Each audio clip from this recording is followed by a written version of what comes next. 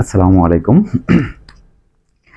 আমরা subjective mathematics এনটিআরসির যে syllabus সেটার আলোকে ফান্ডামেন্টাল অফ ম্যাথমেটিক্সের জটিল সংখ্যার মধ্যে কিন্তু অয়েলার্স ফর্মুলা, ঠিক আছে? তো এখন দেখেন, এই জটিল সংখ্যা কিন্তু স্কুল এবং কলেজ দুইটাতে আছে, ঠিক আছে? এই জটিল সংখ্যাকে আমরা কি করেছি, এই জটিল সংখ্যার যে কনসেপ্ট সেটাকে আমরা ভাগ করেছি। জটিল সংখ্যা দেখেন, কমপ্লেক্স নাম্বার, এটার মধ্যে আমরা এটাকে 9টা কনসেপ্টে ভাগ করেছি। প্রতিটা কনসেপ্টের ব্যাখ্যা, সেই কনসেপ্টের ব্যাখ্যার উপর ভিত্তি করে এই এমসিকিউগুলো এমনভাবে লেখা হয়েছে। দেখেন, এই এমসিকিউ তার উত্তরের ব্যাখ্যা, প্রতিটা এমসিকিউর উত্তরের ব্যাখ্যা, প্রতি টাইপের একটা দুটা করে এমসিকিউ এবং তার ব্যাখ্যা।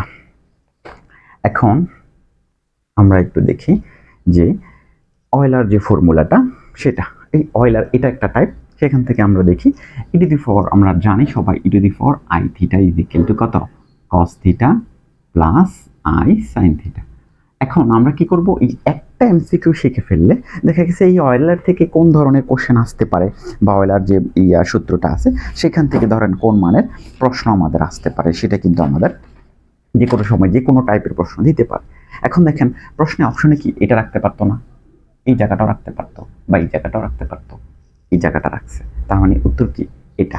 এখন আরো কি কোশ্চেন করতে পারে, এখন তারা আমাকে দিতে পারে যে e⁻⁻θ এর মান কত, বলতে পারে না। তাইলে অয়েলার ফর্মুলা অনুযায়ী যদি এখানে আমি এটাকে i আর মাইনাস থিটাকে ভাগ করি, তাহলে কি হয় রেজাল্টটা, যে cos theta cos minus theta, ঠিক আছে, তারপর প্লাস i sin, তারপরে হয় মাইনাস থিটা। তাহলে সেই হিসাবে cos থিটাটা জানি মাইনাস থিটা মানে cos মাইনাস থিটা মানে ঠিক cos থিটা, বাট সাইনের ক্ষেত্রে এটা কি হয়ে যাবে, মাইনাস সাইন থিটা। তাহলে চিহ্নটা কি হয়ে যাবে, মাইনাস i sin থিটা।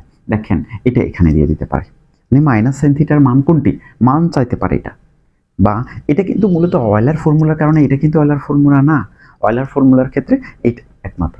এখন আমাকে বলতে পারে যে পাই সমান সমান থিটা ইজ ইকুয়াল টু পাই হলে অয়েলার ফর্মুলা কত, এই থিটার মান আমাকে কত দিয়ে দিতে পাই, তাহলে cos পাই, ঠিক আছে, cos pi plus i sin pi question হইতে পারে, ঠিক আছে। তো পাই এর মান কত, cos পাই এর মান ডিগ্রি বসাই দিব, ঠিক আছে। এরকম আমাদের অনেক কোশ্চেন হইতে পারে, ঠিক আছে।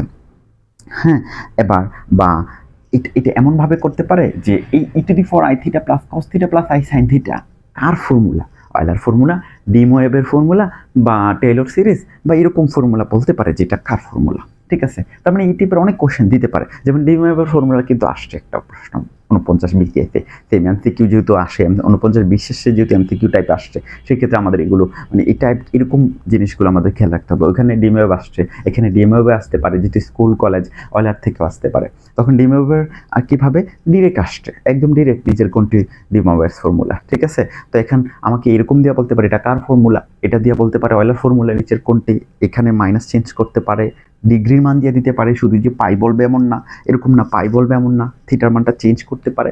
সেই জিনিসগুলো আমাদের ভালো করে বুঝতে হবে। এখানে অয়েলার এর বাইরে অয়েলার থেকে আর কোশ্চেন করা পসিবল না, ঠিক আছে। ঠিক আছে, ধন্যবাদ। আমাদের এরকমভাবে এই এমসিকিউ মানে দেখতে চাইলে আমাদের পেজটি ফলো করে থাকতে পারেন আমাদের পাশে, ঠিক আছে, ধন্যবাদ।